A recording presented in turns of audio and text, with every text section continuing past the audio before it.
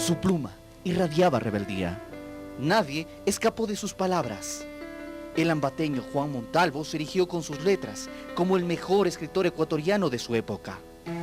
Las Catilinarias, la dictadura perpetua o los capítulos que se le olvidaron a Cervantes son parte de su bibliografía, todas obras que defendían la libertad, el respeto y el amor a la patria.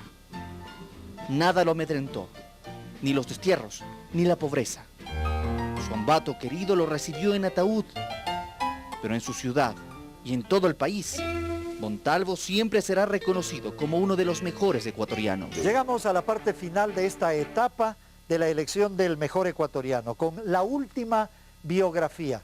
Queremos agradecer profundamente, sobre todo a los colegios, a las escuelas del país, que se encuentran en permanente acción, realizando debates, trabajos, discusiones sobre estos 10 hombres, 9 hombres y una mujer, que representan lo mejor de lo que somos.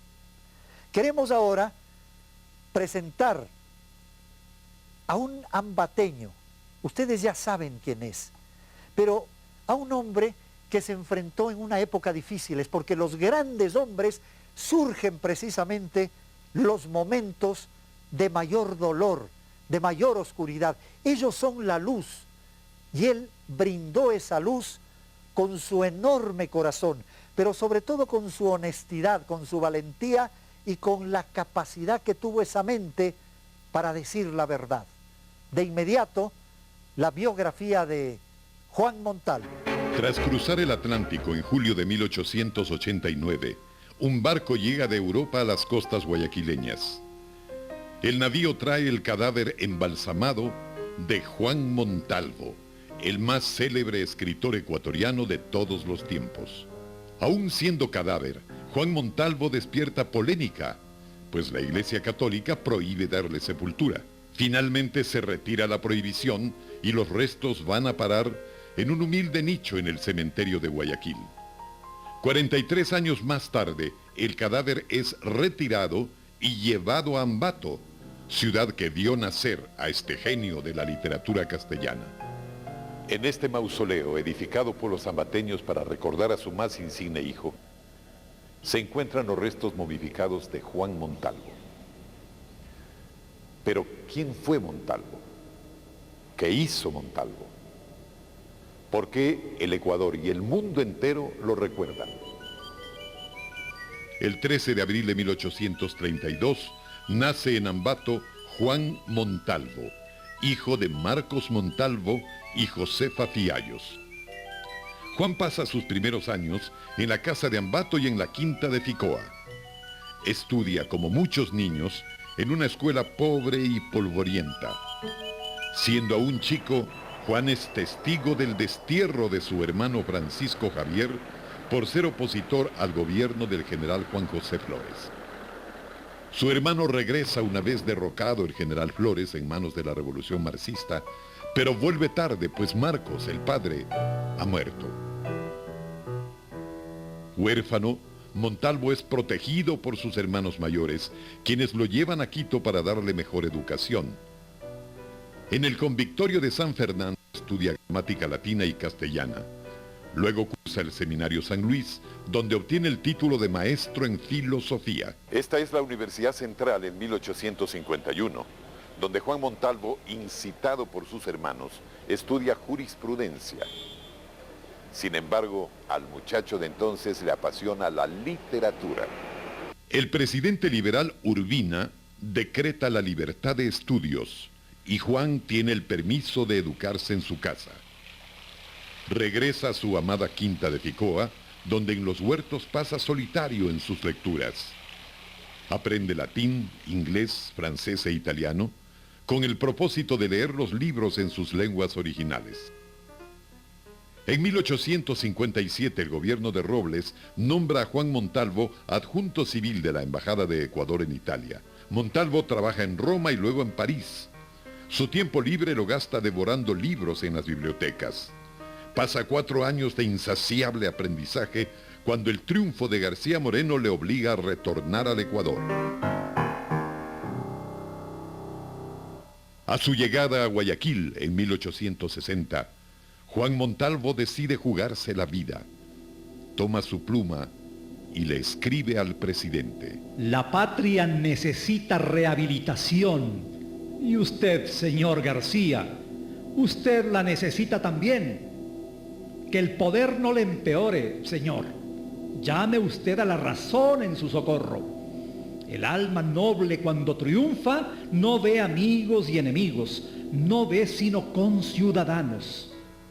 El gobierno conservador le da a la Iglesia Católica todo poder en la educación y la política, pero Montalvo cree que la Iglesia y el Estado deben funcionar independientemente, y por esta creencia progresista lo tachan de hereje. Montalvo no escribe más, sino hasta que el tirano sale del poder y sube en su lugar Jerónimo Carrión. Pero Carrión no logra gobernar y sube en su lugar Javier Espinosa. En 1866, Montalvo publica la revista de ensayos El Cosmopolita, libro que ataca al oscurantismo de García Moreno. El Cosmopolita demuestra las virtudes literarias y filosóficas de Montalvo. Pero en 1869, García Moreno da un golpe de Estado y se toma el poder, encarcelando a cualquier opositor. Montalvo es desterrado a Ipiales, sin un centavo en los bolsillos. Es tan conocida la pobreza de Montalvo en Ipiales, que el general Eloy Alfaro lo invita a Panamá. La suma pobreza le conduce al vegetarianismo, pues no puede pagar por la carne. Escribe los 7 tratados y esboza casi todos sus futuros libros. Trabaja durante largas horas, durante varios años.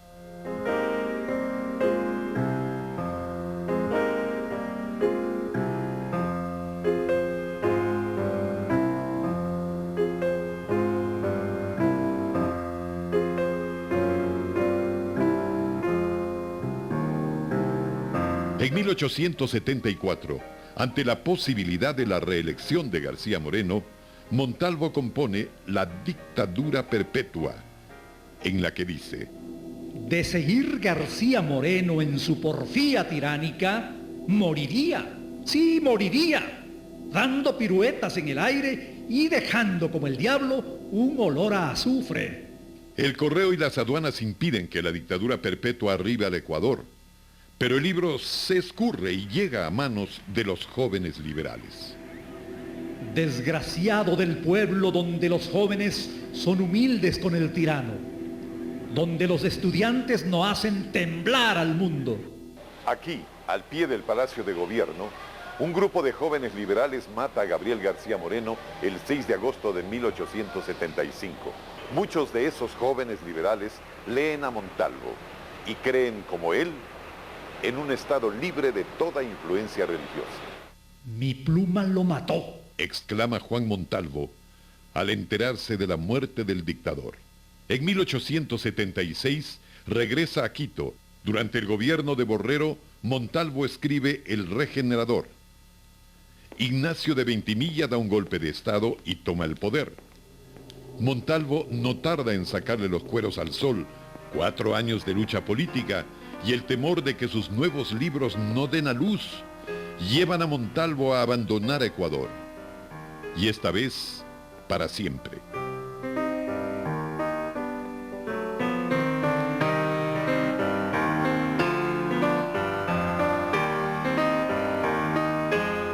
Montalvo viaja de Ipiales a Panamá y en el camino escribe varios de los capítulos de su obra máxima, Las Catilinarias, libro que se distribuye por toda América, pues está probado que no es solo un escritor político, sino un maestro del idioma castellano y de la sátira. Juan se radica en París en 1881 y publica otra de sus obras maravillosas, Los 7 Tratados, libro que sorprende y maravilla a escritores europeos. Los 7 tratados son prohibidos en Ecuador por orden del arzobispo de Quito, Ignacio Ordóñez. La gente debe leerlo a escondidas. Ante esta censura, Montalvo escribe el libro Mercurial Eclesiástica. Redacta también la novela Capítulos que se le olvidaron a Cervantes, donde da vida a un Sancho Panza y un Quijote latinoamericanos. Juan Montalvo se consagra como escritor internacional. Las Catilinarias, Mercurial Eclesiástica, Los 7 Tratados, son libros que se venden como pan caliente en Europa, Hispanoamérica y por supuesto en Ecuador. La oposición de la Iglesia nada pudo hacer contra la pluma de Montalvo. Mientras edita su último libro, El Espectador, una terrible enfermedad llamada pleuresía invade a Montalvo. Sufre de dolores en los pulmones y el tórax que lo llevan a la cama durante varios meses.